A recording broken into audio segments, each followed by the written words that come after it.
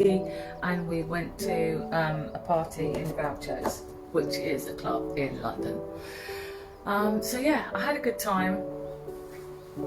Well, when I say I had a good time, I mean I had a good time with Katie. I'm here making toast, actually, in my new oven, because typical of a blind person, but when I was cleaning out the kitchen so the guys could decorate, I threw the toaster away by accident.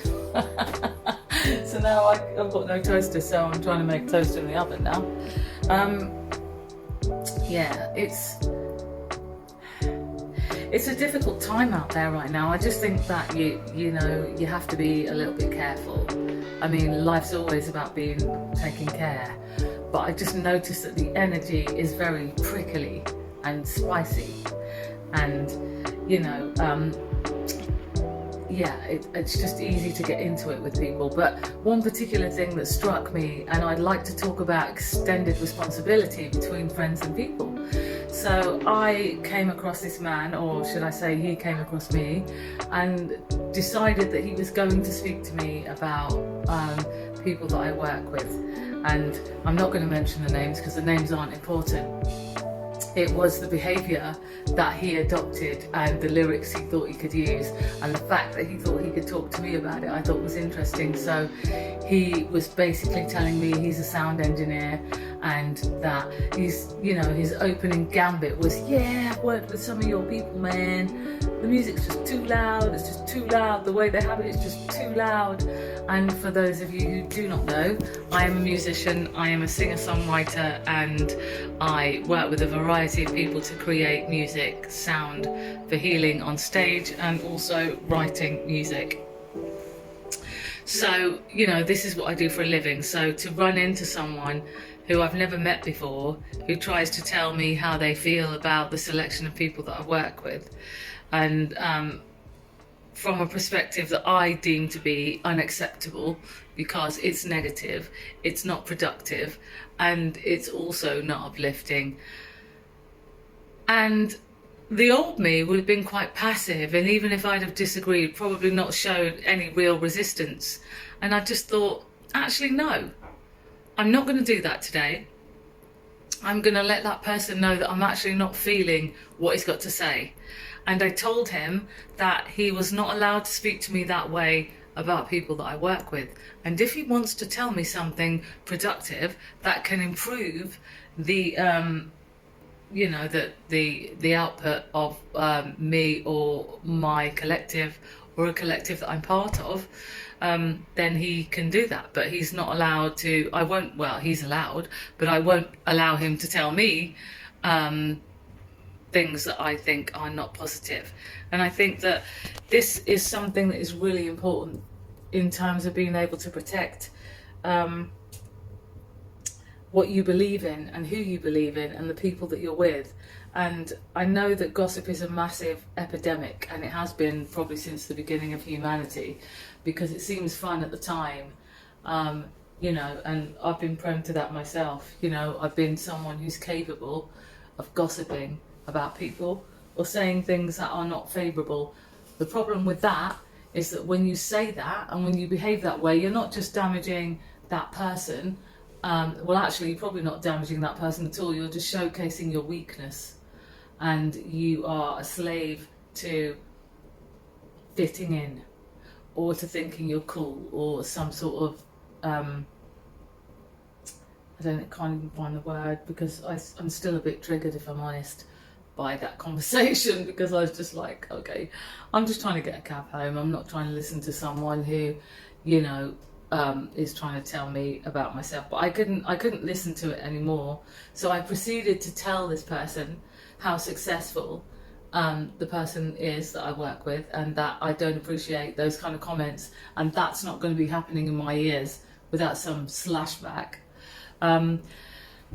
Oh gosh, the toast is burning. I know by the smell, and then I'll set the flipping alarm off, because I live in a house which is actually dedicated to the well-being of blind people. So what happens is that when you burn the toast a little bit, the alarm goes off.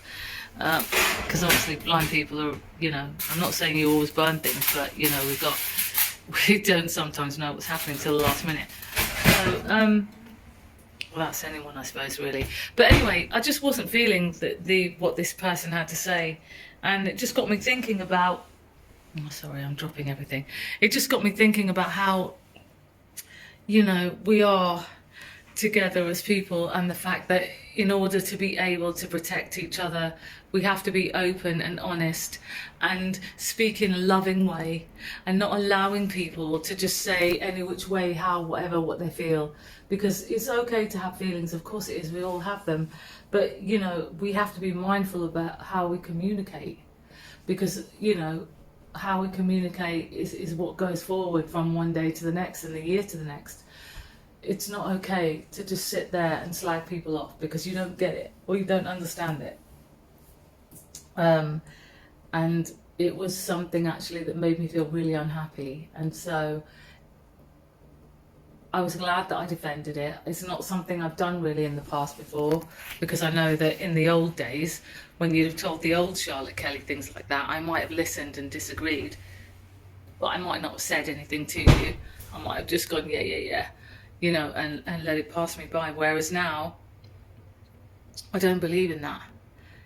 We can't just allow people to say whatever they want about the people we're with and whatever they do, because we're all growing and we all have stuff to learn, and we need to communicate with each other in a positive, loving way. And that's with compassion and understanding. And if you don't get it, then just let it be that you don't get it. You don't need to get everything, because that's what learning is for.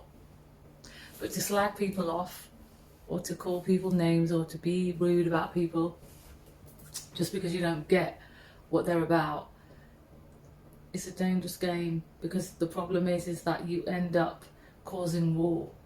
And at the moment we're in a space where we need to love each other as much as we can, because it's all we have. At the end of the day, we only have each other. We don't have... I'm just trying not to burn his toes because I don't want the alarm to go off, because my neighbour has 3 children that are under the age of 8. She will not be feeling me if I set that off at this time.